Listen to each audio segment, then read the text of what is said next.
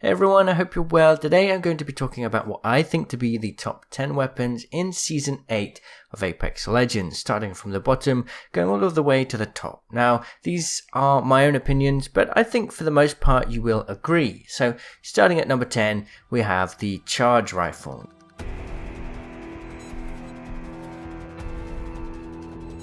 Now, the Charge Rifle is a very specific weapon that kind of has a very situational playstyle, but if you need to get damage long range in ranked, or you need to get kills, the Charge Rifle is always reliable because it's so easy to use. It's hit scan, you're always going to be able to hit targets long range, you're going to be able to deal damage long range, level up your armor. It's just that weapon that you can kind of crutch on and rely on when you really need to just get some kills in late game ranked when you're in a bad situation and you can't really get into a fight because there's too much carnage going on.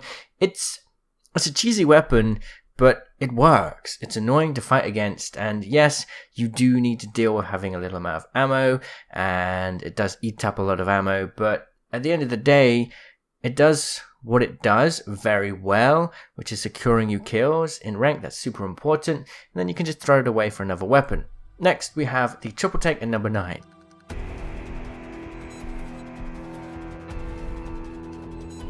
Now, the Triple Take is a more versatile sniper, but it's not as easy to get kills with as it is with the Charge Rifle, but you have a larger magazine size, you can fire more frequently, you can use it up close more effectively, it can kind of double up as a hip fire weapon if you need it to, which is always great. It isn't hit scan, there is bullet travel time, but because of the unique way it fires 3 different bullets, it's pretty easy to hit people long range, it's easy to lead your shots because it covers such a wide amount of space with these 3 bullets. So yeah, pretty strong overall, definitely the best sniper in the game right now. At number 8, we have the EVA 8.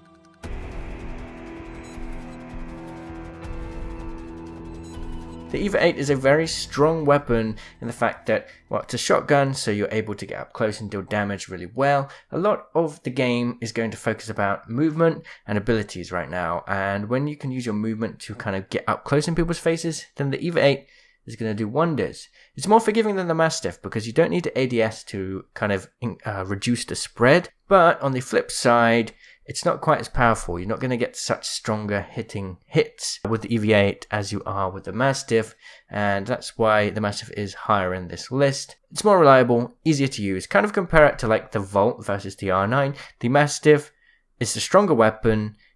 It's going to deal more damage. It's going to win you more fights if you hit your shots. But the EVA 8 is more reliable, easier to use. Just like the Volt is easier to use, more reliable, but it doesn't deal out as much damage as the R9 does. At number 7, we have the Wingman. Now, I've religiously placed the Wingman at top 1 in my top 10 lists each season, but I've dropped it down a lot. And the main reason is simply because it's quite difficult to use, and that's something that I've had to just accept now. You know, I always put it at number 1 saying it's really versatile, short range weapon, mid range, and even sometimes a long range weapon. I still stand by that, but up close, if you're not going to be able to hit your shots, then there's a big problem. In this game, when you shoot someone just once, it slows them down a bit, which is going to make getting that follow-up shot even easier.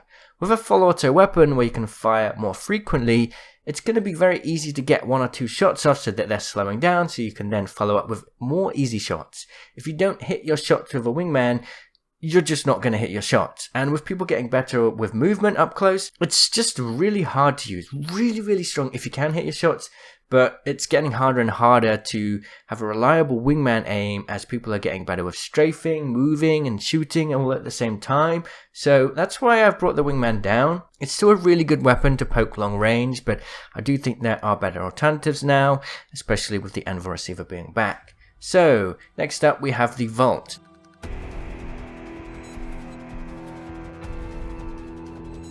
Now, the Volt is still a very versatile SMG. It got a damage nerf, so it's not as good as it once was. But let's not forget it has an incredible easy recoil control, super easy, which means you can use it mid to short range distances very effectively. Put a 2x on this thing and you're going to be beaming people at pretty decent distances, especially for an SMG. Up close, you have that faster movement speed whilst aiming down sights that you get with SMGs as opposed to any other weapon besides shotguns and pistols. So overall, it's going to do you really well.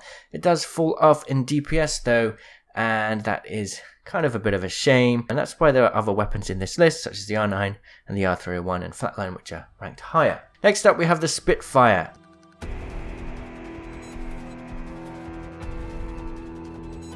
Now, the Spitfire got a damage buff this season. Last season, it got a recoil buff. Combine those together, and you have a long-range nightmare. This weapon just shreds through people long range, and it does really good mid-range. Even up close, it can work in a pinch. Now, the damage buff means that the DPS of the Spitfire is now closer to the Volts than it is the Alternator. The Alternator, even with a damage buff this season, has 160 DPS. The Spitfire, 171. The Volt, 180. For comparison, the sort of top tier DPS weapon, the R99, has 198 DPS. So overall, it's, you know, it's pretty in the middle in terms of damage, but because of the massive mag size and the effectiveness at long range, that's why this weapon is so high.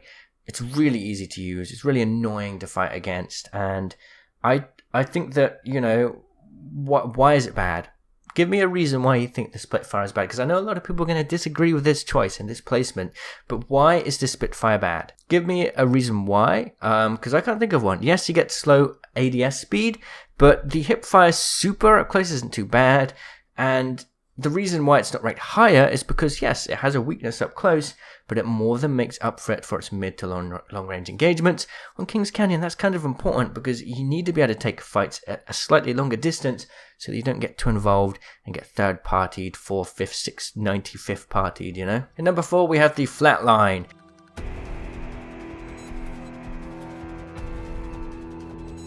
Now, the Flatline is the strongest weapon, assault rifle in the game, and that's because it has the highest damage per shot. The DPS is almost exactly the same as the R301, but it has more damage per magazine, which makes it worthwhile using. However, the reason why the Flatline is lower than the R301 is because the recoil control on the Flatline is harder to control, and I think that it's easier to pick up the R301 and get good with that and beam people at long range of it, and that's kind of where both of these weapons do the best, is sort of mid to long range distances. Up close, they do well as well, and to be honest, they're very versatile weapons, especially with the anvil receiver now. You can pretty much cover every distance with this weapon effectively, but I put the R301 in number 3, simply because it's basically the same.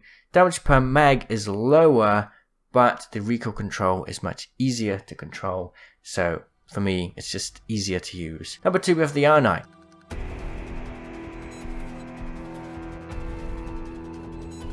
It's the highest DPS full auto weapon in the game right now, so it just makes sense. If you beam people with this, you beam people with this. And unlike with the Wingman, which I do think is a very strong weapon, it doesn't matter if you miss a couple shots, as long as you have a decent sized magazine.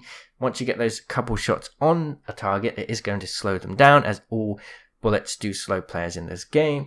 And then you can kind of one-clip people. In most cases, you're probably not going to be one-clipping people, but that fast damage output is going to allow you to just, you know, follow up with your secondary weapon, or quickly just peek around cover and reload whilst they're just completely shocked about how much health you've just taken away from them in a second. So that is pretty straightforward. And number 1, we have the Mastiff.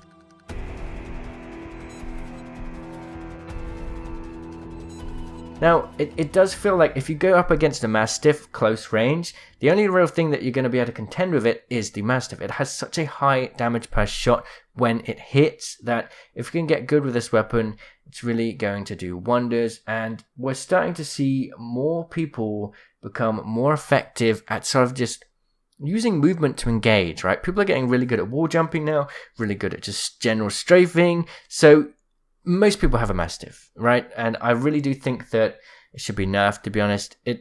Most people have this weapon in the game, and you'll see it because it's so strong. The Mastiff is the kind of weapon where you can win a fight when you've got 10 HP, when you just no other weapon can provide that, because it's that amazing, like, you peek out for a split second, just a few of your pixels are shown to the other team, or the other player that you're fighting against rather.